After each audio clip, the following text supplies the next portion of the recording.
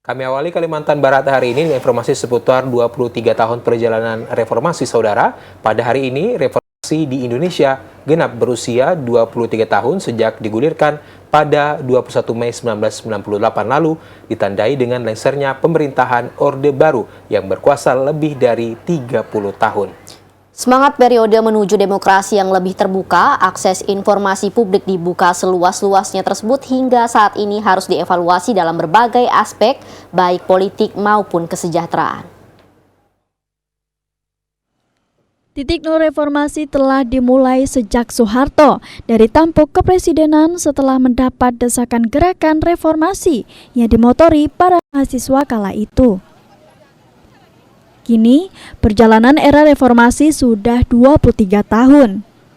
Anggota DPRD Provinsi Kalimantan Barat, Arief Joni, menilai perjalanan reformasi harus dievaluasi dari berbagai aspek, mulai dari politik, ekonomi, dan pembangunan kesejahteraan.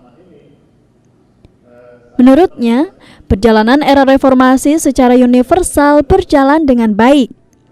Namun tetap harus menjadi bahan evaluasi berbagai pihak, seperti Indeks Demokrasi Indonesia justru mengalami penurunan. Meskipun masyarakat Indonesia telah merasakan kebebasan dalam berdemokrasi ditandai dengan politik elektoral, karena itu kondisi ini harus menjadi bahan evaluasi para pengambil kebijakan dan stakeholder dalam mewujudkan substansi reformasi di segala bidang untuk kesejahteraan dan kemakmuran masyarakat di seluruh tanah air. Pihaknya juga menyoroti perlunya merevisi Undang-Undang Cipta Kerja yang di dalamnya telah menggerus kewenangan daerah. Otonomi daerah dengan adanya Undang-Undang Cipta Kerja, sebagian daripada kewenangan provinsi, kabupaten, kota itu diambil alih oleh pemerintah pusat. Itu juga menjadi catatan bagi kita. Meskipun undang-undangnya sudah disahkan, bagi kami di daerah perlu mempertimbangkan kembali untuk direvisi Undang-Undang Ciptaker yang di dalamnya itu menggerus bagian daripada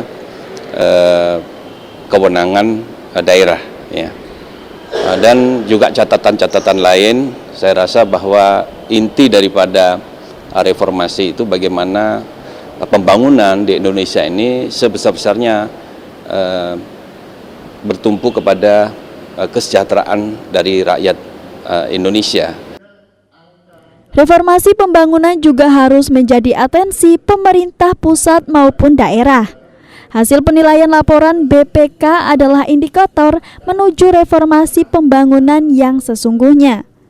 Namun terpenting adalah alokasi anggaran pembangunan itu harus benar-benar bisa dirasakan semua masyarakat. Romdon Sumarsono melaporkan.